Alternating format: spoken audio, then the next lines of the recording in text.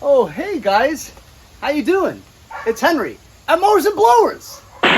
Welcome to another episode. It's been hot here in the East Coast of Long Island, New York. It's been a slow year compared to previous years. I've only sold about 25, 30 things this year, where my average was about 80 to 100. So things are not selling primarily because of the sort of a drought. I mean, we get rain here and there, but it's in between 2 weeks, 3 weeks sometimes without any significant rain. So as a result, all the lawns are like brown with a lot of dried spots. Even though I have automatic sprinklers, you need more than one cycle of water for these lawns. Because the lawn's already all dried up, the soil is all like solid, you know what I mean? And so even though you water it now, the water doesn't seep into the ground because it's just so, hard from the heat. Today is no exception. It's definitely hot today too. But I wanted to get out here and show you what I'm doing today. As you know from my recent project repower, the Husqvarna lawn tractor, which is fantastic. I've had no bites on it because I have it listed for $12.75. This was the original engine that it came off of. You can see this is a Kohler Courage 20 horsepower engine. Now this engine runs. This in the Husqvarna tractor ran and drove. When I picked it up locally here for free, that's right, free, I drove it into the backyard. Let it sit there for the entire winter until I finally pulled it out this year. Took the engine off, put a V-twin Briggs engine in that Husqvarna, and now that's ready to sell. It's the only tractor that I have that I'm selling, other than the Rodimus Prime, which nobody wants because I have it listed way too high anyway. That's a four-wheel steering MTD Yard Machines tractor. Four-wheel steering. It's pretty unique. That's why I have the price up very high. I didn't really want to sell it, But I do have to get rid of all of it eventually. In my inventory now, I have about 8 push mowers, 1 lawn tractor, and a ton of snow blowers. I've collected about another 5 or 10 snow blowers that I need to fix before the winter comes. But no point on fixing it now because it'll be stuck with gas in it and stuff until the winter. So why bother? Nobody wants to buy it anyway, right now. Anyway, the reason why I took this engine out is because it has your typical crack right along here. I've had Kohler Courage engines where the cracks are numerous, multiple cracks on the front due to the sump cover being on the top, which is very unique to the Kohler Courage, right? It's known to be one of the worst engines Kohler ever made, and I would tend to agree. This is probably like the 20th Kohler Courage engine I've had, of which 90% of them had blown connecting rods due to oil leaks, lack of oil, it blowing. But I'm thinking that I could probably salvage this engine instead of taking it all apart and selling it for parts. I'm going to try to take this apart, the top part only, just see how bad the crack is, whether it's just on this side or is it both sides. Because I've had an engine where both sides had numerous cracks and I attempted to Jbweld it. Well, because there's oil on the inside, oil seeps through the cracks, and therefore the Jbweld doesn't have a good adhesion. So what I'm thinking is, I'm going to drain the oil, I'm going to put it on its back so that the oil drips downward. I'm going to spray a ton of like brake cleaner or something like that through the cracks, right? And then have it cleaned. Then let it sit for a couple of days and make sure that no oil seeps out. Then I'll attempt to Jbweld it and then tighten the screws on the top of the sump cover to the engine block, and then this engine's complete. I have all the air cleaner covers and all that stuff, and it's a running engine. So that's the reason why I want to try to fix it, was because I don't want to dismantle a running engine, you know what I mean? So that's what I'm going to be doing today. I wanted to share with you guys one of my great supporters from way back when I first started the channel. You guys know him as Samuel Sandoval. He did a channel called Sandoval DIYs, but then he abandoned it for his new grilling channel. Go check him out on YouTube. Restore, Grill, Eat Complete. I'm going to put you on the Mowers and Blowers Wall of Fame. I'm going to put you right next to Freedom Mowers. In between Freedom Mowers Tarrell's Blade Man, and Mick's Mowers, the Mower Man over in the UK. Our buddies over across the pond. Eh? Oh dear, I'm short. Right over Terrell Owens' face. There we go. Go check out Restore Grill Eat Complete on YouTube. Show my buddies some love. So the first thing we're going to do is we're going to take off the top engine cover. It's only four bolts, screws, whatever. 5/16. Looks like it's missing two.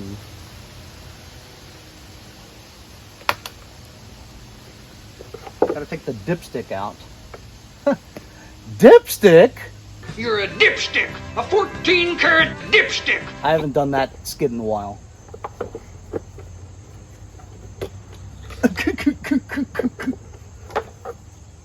Anyway, there you go. And that's replacing the dipstick there.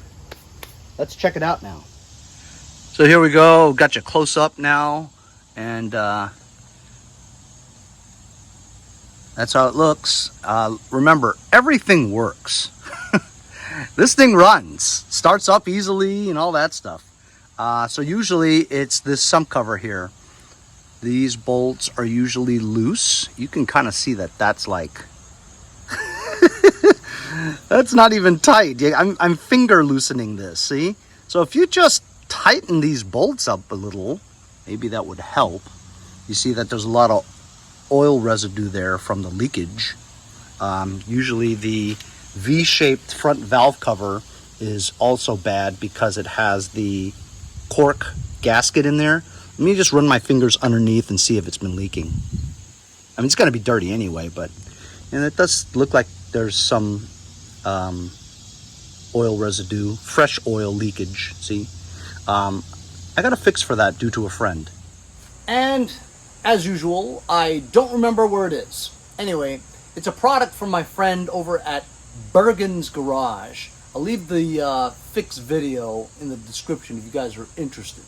If you have leaks on the V-shaped valve cover for the Kohler Courage, he's got this little item that goes on the bottom like that, shaped exactly like it, and you just drill it in on top of this valve cover. Take the 2 bolts out, or 3, put it on the bottom, put the 3 bolts in. Basically it compacts this bendable steel or tin and pushes down on the very bottom to where the gasket is, and it makes it more stiff. You'd want to replace the cork gasket that comes from the factory with RTV silicone. That's actually now the recommendation from Kohler themselves moving forward on changing the gasket. They don't even make those cork gaskets anymore because they suck. Anyway, like I said, if you want to see that fix, link is in the description from my old video of Burgins Garage. Go check them out on Instagram. Got a 10mm wrench here. This one here's tight. Remember this one? This one moves freely. This one, you can hand loosen it. It's totally loose on here. And I have a feeling the threads are bad. So I'm gonna remove these bolts. This one too, look at this one. Look. It's loose. So I'm thinking the thread, this one's loose too. So 1, 2, 3, 4. The 4 front bolts are loose on here. Let's look at this one. This one's actually okay. So I'm going to take these 4 bolts out. I'm going to spray it with some contact cleaner, which is getting the grease out, you know what I mean?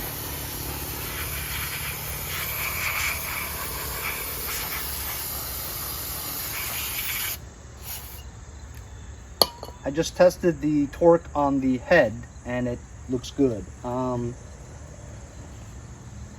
Head gaskets on these Kohlers aren't as often as the Briggs ones, but it probably could use a new gasket. But if it's not broke, don't fix it, you know what I mean? So I'm going to take these bolts out and we're going to spray a little bit of stuff in there. You know what, before that I'm going to show you the crack.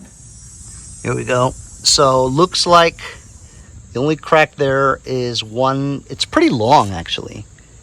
Looks like it goes all the way down to here. Or is that just a scratch? That looks like just a scratch, actually. So he Jbwelded it here, and it looks like it's okay. But the big crack is right above it, see? That one right there. Here. He tried the Jbwelded, so I'm going to grind this stuff off, get it clean all the way down. Then I'm going to drain the oil. I'm going to spray stuff into the holes of the screws. I'm going to red Loctite it. That's right, blue Loctite is good, but red Loctite is permanent. So I just checked the oil. The oil's actually really good.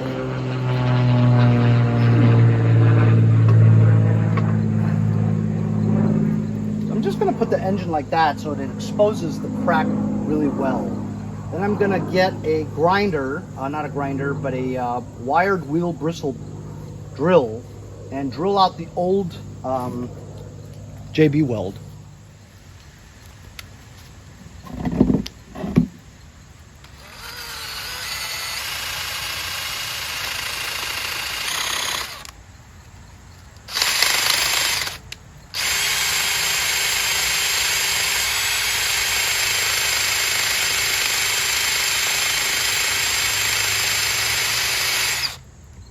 Got this drill from Samuel Sandoval too.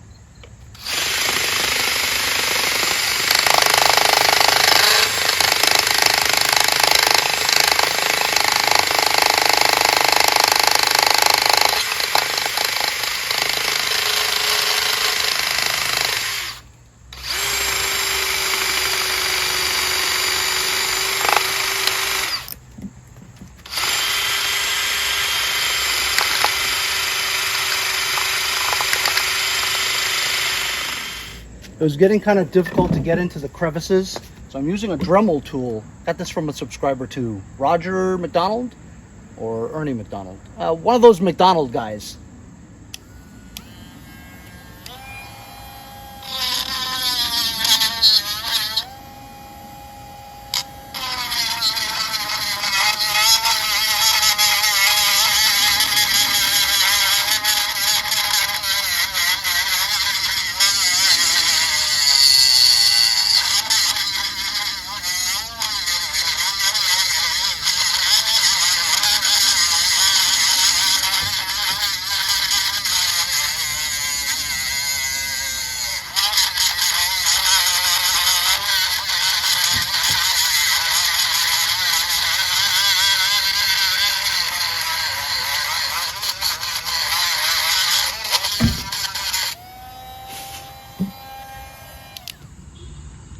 That's with the Dremel tool. See what I did there? I actually drilled a little bit, grinded a little bit more of a channel in there. But that looks really clean, and it's not oily because I have it on its back. So the oil is dripping downwards, like they say in Canada, downwards. And looks like the crack just stops here. There's no crack over here. Crack just stops right there. So it's clean, and it doesn't look like it's dripping, you know, oil. Oil's not seeping out of it, so Jbweld should adhere well to it. It's dry.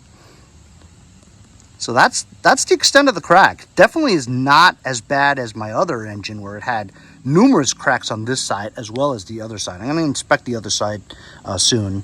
I'm pretty sure it's only this crack because I think I looked in the past. Anyway, so I removed 2 of the bolts there and there. You can't get these 2 out without taking the flywheel off, right? So I'm going to just clean the bolt with the cleaner now. And then I can drop a couple of drops of red Loctite into there, tighten them up. Here I'll clean the grease or oil from that area, just so the Loctite will have some better adhesion. But that should be good. Red Loctite, it'll work pretty well. As you can see, this is clean. Let's check the other side now. We're on the other side now, and I cleaned it up with some carb cleaner, and as you can see, there are no cracks on this side, which is what I had determined earlier. So this side is actually surprisingly good. Usually when you have cracks on that side, you have cracks on this side too. But I think this might work. I think we may be able to salvage this engine. I'm going to put red Loctite on these bolts, drive them in there, and then mix up some Jbweld for that crack on the other side. All right, here we go. I've got a 10 millimeter impact socket on there. I've got two that I just cleaned from the oil. I only have this much Jbweld. I actually use quite a bit of Jbweld. You never have enough Jbweld, but I think this will be enough to seal that crack. We'll mix that later. This is Permatex Red Thread Locker, which is red Loctite. It's in a blue container, but it's red Loctite. They have a red container with blue Loctite. What the fuck is going on here? Why can't they put red Loctite in a red bottle and blue Loctite in a blue bottle? Unbelievable. Anyway, after that rant, I'm gonna tap this a little with a hammer, just see if I can get the crack smaller. I learned this trick from Terrell, actually. You know what I'm doing? This clamp's not big enough, but I'm gonna clamp this so that it pushes the crack in a little bit more before I put the red Loctite on, or the Jbweld. Yeah, because it has like this lip where you can just like put it there. This way you're closing up the crack more with the Jbweld. It's genius, actually. Theoretically, you could just forget about this whole idea and just go buy a clamp that's about that size, clamp it on there and leave it. As long as it seals the crack, that's what you need. So I don't want to overdo it. It is aluminum, you know what I mean? As long as you're pushing in that crack really well. Crack kills. What did I do with those bolts? Unbelievable. Oh, okay. So here's the outer one. The outer one has a washer on it. Don't know why. I'm gonna put some red Loctite on it. 1, 2. That's more than enough. Red Loctite's very strong. Let me just shove it in here. Get my impact. Torque that down. We've got it clamped. It's a crushed washer. Don't want to overdo it. I don't want to overstrip it. I'm going to hand torque it. 10 millimeter. Wow, that's tight already. Gonna do the other one. 1, 2, what the hell, 3, 4. That's the side that the crack is on, so I'm overdoing it with the red Loctite.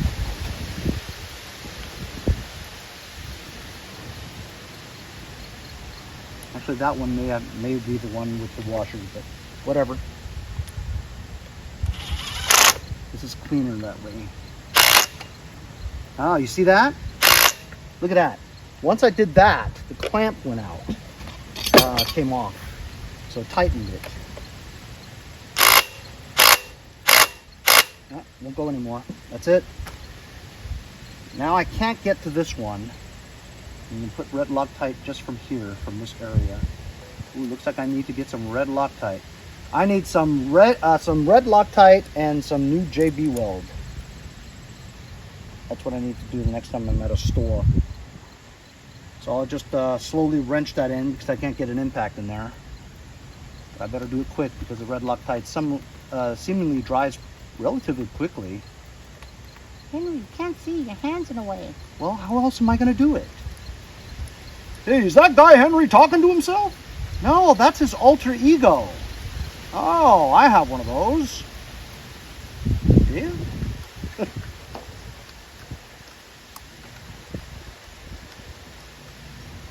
We'll just hand torque these like I have any other choice. It looks like we might. I mean, I have a good feeling about it. I think we could save this engine for another application in the future. Just need another carcass of crap from Nick from Bellport. He's been selling tractors a lot. I don't know, some people have all the luck, you know what I mean? I haven't sold shit this year. I mean, I've sold enough, but not nearly as good as previous years. So remember, guys, I don't have a job. This is my only job. PayPal.me/mowers and blowers if you enjoy the content. Also, I only have 3 stickers left. My gun sticker, Angry Panda with the machine gun, the Briggs & Stratton, as well as only 4 more of the American flag holographic ones. Those are the only 3 stickers I have left. I'm not going to release the new design until I sell out. That way I don't keep 1,000 pieces of inventory. A lot of you new subscribers don't have that sticker for your collection. Go check out mowersblowers.com. Further cleaning up using the Dremel reveals a wishbone type crack there. See that? I would have missed that if I didn't clean it up a little more. I'm going to Jbweld all this stuff, and I think this will work because look, it's dry still because it's up on its back.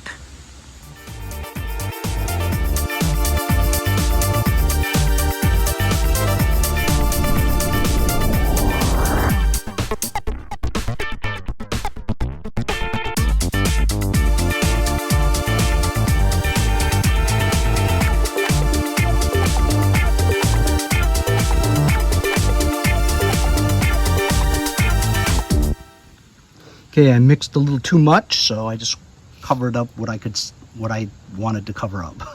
You don't want to make it too thick because it won't cure right. I guess over time, a lot of time, which I do have because I don't plan on using this engine until I have an application to put it on. I currently do not have anything I'm going to put this engine on, but I wanted to try to save it. You know, it was a running engine, why not try to save it, right? And if it's just a crack, we can Jbweld that sucker as long as it doesn't get contaminated with oil, which it seems like it's okay. I'm going to put everything back including the covers, and then when we do have something to put this on, we can test and see if this works. So I do have the muffler exhaust pipe. I have a cover, the base, as well as a filter, and the accompanying screws to put this back on again. All right, so I'm going to keep it in this position because you don't want any oil to contaminate the crack. So you're going to keep it on this side so that the oil stays away from the top part of the crack while it cures. I'm going to give it like a bunch of days before I put that cover back on, and then we can test it by putting it back on upright again with the covers on and everything, and notice whether or not there'll be any seepage of oil, you know. But thanks a lot for joining me on today's episode of trying to fix a crack on a Kohler Courage engine. I have a lot of videos on Kohler Courages because they're always busted. Anyway, thanks a lot, guys. We'll see you guys all next time on Mowers and Blowers.